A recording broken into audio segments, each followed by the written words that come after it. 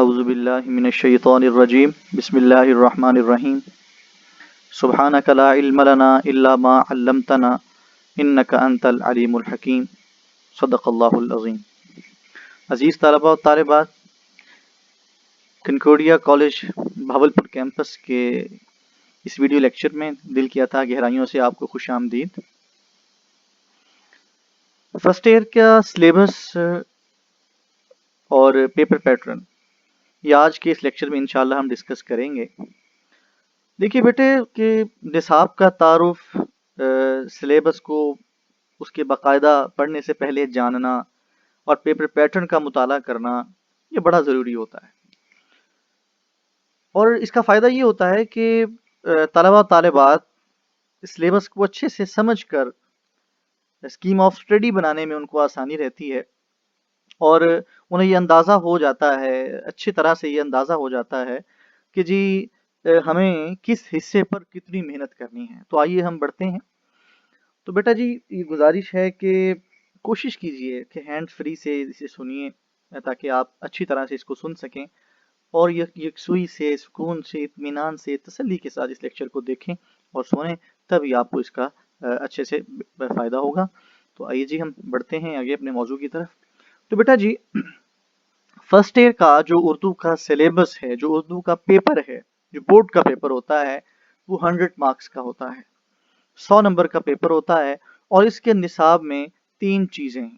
سب سے پہلی چیز سرمایہ اردو، یہ آپ کی فرسٹ ایئر کی اردو کی بک ہے۔ اچھا، اسی طرح سے گرامر کے 2 حصے ہیں۔ جو فرسٹ ایئر میں گرامر کا پورشن ہے، ایک گرامر ہے جو آبجیکٹیو گرامر ہے جو ایم سی کیوز میں آتی ہے، اور دوسری جو گرامر ہے وہ سبجیکٹیو گرامر ہے جو آپ کے سبجیکٹیو پیپر میں آتی ہے۔ اچھا جی، ان کی جو نمبرات کی تقسیم ہے وہ کچھ اس طرح سے ہے کہ جو آپ کی بک ہے سرمایہ اردو کی، اس میں سے 55 مارکس کا پیپر آتا ہے۔ آپ کے بورڈ کے پیپر کا 55% پورشن کہاں سے آتا ہے جی؟ سرمایہ اردو جو آپ کی بک ہے وہاں سے۔ اچھا، جو آبجیکٹیو گرامر ہے اس میں سے 15 نمبر کا پیپر آتا ہے، 15% یعنی کہ، اور جو آپ کی سبجیکٹیو گرامر ہے اس میں سے 30 مارکس کا، 30 نمبر کا جو پیپر ہے وہ آپ کا بنتا ہے۔ اچھا، اب ہم ان میں سے ہر ایک کی تفصیل ذرا ہم دیکھتے ہیں جی۔ ابھی ہم نے پڑھا کہ سرمایہ اردو جو بک ہے 55 مارکس کا پیپر ہے۔ بیٹا جی آپ کی جو بک ہے اس بک کے 3 حصے ہیں۔ حصہ نثر، اس حصے میں 14 چیپٹرز ہیں، 14 اسباق ہیں۔ دوسرا حصہ ہے جو حصہ نظم، اس حصے میں 13 نظمیں ہیں، اور تیسرا حصہ ہے حصہ غزل۔ حصہ غزل میں 7 شاعروں کی 14 غزلیں ہیں، یعنی ہر شاعر کی 2 غزلیں ہیں۔ اچھا، اس بک کا جو 55 مارکس کا جو پیپر ہے بک میں سے آتا ہے، اس میں سے 30 مارکس کا پیپر حصہ نثر میں سے آتا ہے۔ اور 55 میں سے 30 مارکس کا پیپر حصہ نثر سے آتا ہے، 15 مارکس کا پیپر وہ حصہ نظم میں سے آتا ہے، اور 10 مارکس 10 نمبر کا پیپر حصہ غزل سے آتا ہے۔ اچھا، اب ذرا ان نمبروں کی ہم ذیلی تقسیم بھی دیکھ لیتے ہیں۔ حصہ نثر میں جو 30 نمبر کا پیپر حصہ نثر میں سے آتا ہے، اس میں سے 5 نمبر ایم سی کیوز میں، ایم سی کیوز کے ہیں۔ جو ایم سی کیوز والا آپ کا پیپر ہے، 5 نمبر کس کے ہیں جی؟ ایم سی کیوز کا پیپر 5 نمبر۔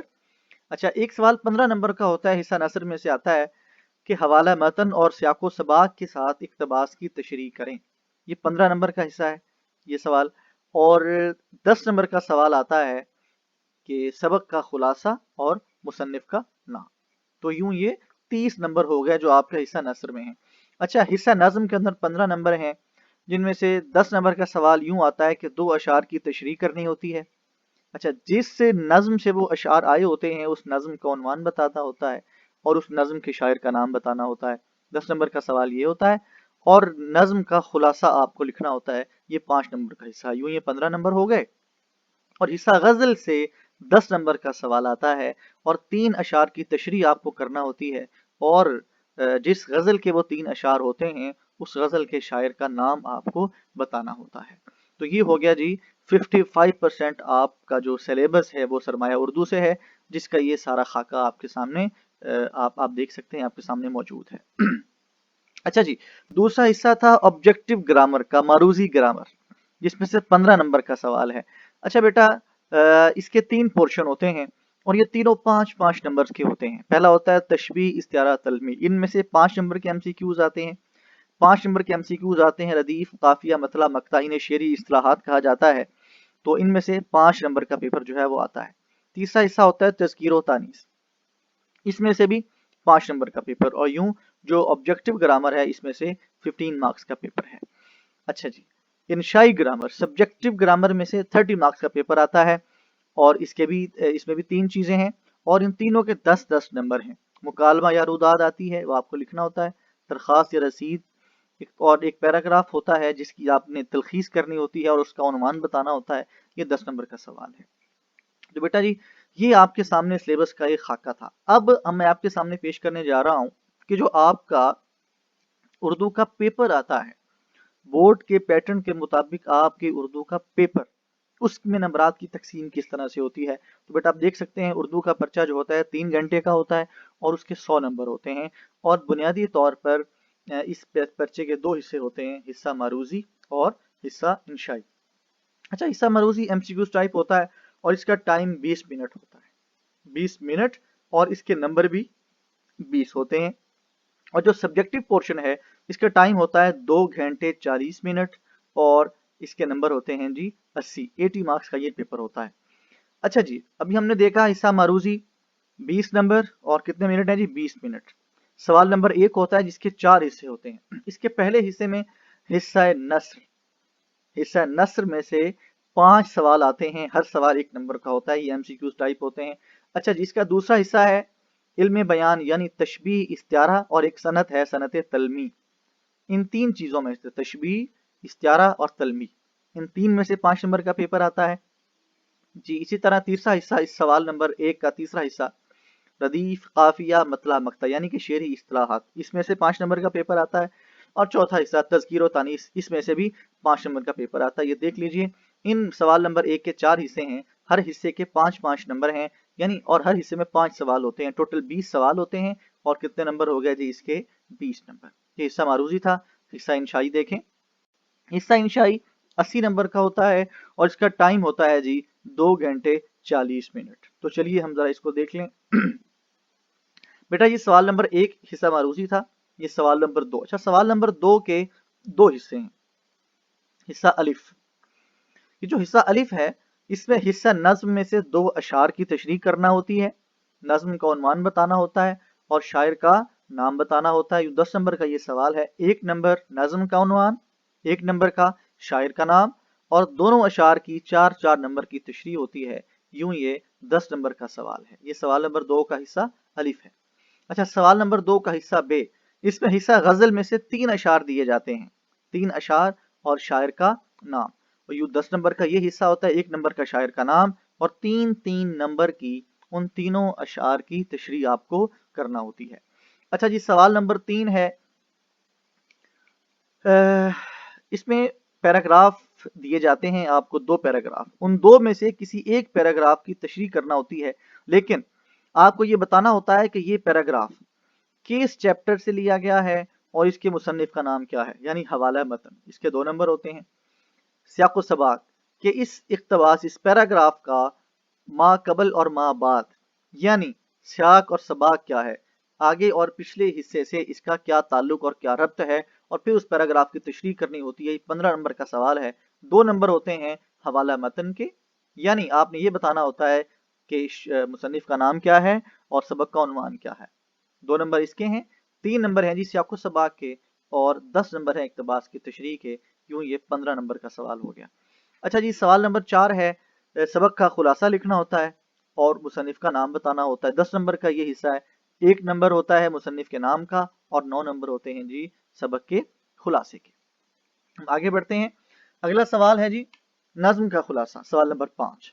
ये 5 नंबर का है और इसमें आपने खुलासा लिखना होता है, खुलासे के 5 नंबर हैं। अगला सवाल है मुकालमा और रुदात। मुकालमा या रुदात दोनों चीजें होती हैं, आपको एक लिखना होती है और ये 10 नंबर का है। अच्छा, ये सवाल नंबर 7 में दरखास्त, रसीद, इनमें से एक चीज जो है वो पेपर में आती है, ये भी 10 नंबर का है। और आखिरी सवाल है जी इक़्तिबास की तलखीस और उसका उन्वान तजवीज़ करना, ये 10 नंबर का सवाल है, जिसमें से 8 नंबर की तलखीस होती है और 2 नंबर होते हैं उन्वान के।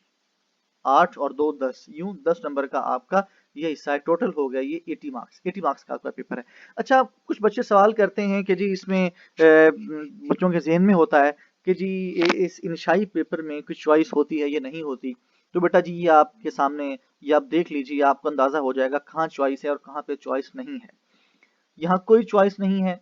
सवाल नंबर 2 के अलिफ और बे जुज में कोई चॉइस नहीं है। 2 अशार आएंगे, दोनों के दोनों अशार आपको करने हैं। 3 अशार आएंगे, 3 के 3 अशार आपको करने हैं। अच्छा जी, सवाल नंबर 3 में इसमें चॉइस होती है। इसमें 2 इक्तबास दिए जाते हैं, 2 पैराग्राफ होते हैं, आपको उनमें से एक करना होता है। बिल्कुल इसी तरह सबक का खुलासे वाला जो सवाल है, इसमें भी आपके पास चॉइस मौजूद होती है। इसमें 2 असबाक आपको दिए जाते हैं, आपको उन 2 में से किसी एक का खुलासा लिखना होता है। नज़्म के खुलासे में कोई चॉइस नहीं होती।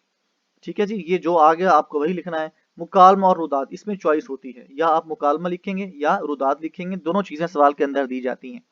और दरखास्त और रसीद में चॉइस नहीं होती। इनमें से एग्जामिनर जो चीज पेपर में दे देगा, ये एक चॉइस एग्जामिनर के पास है, हमारे पास नहीं है।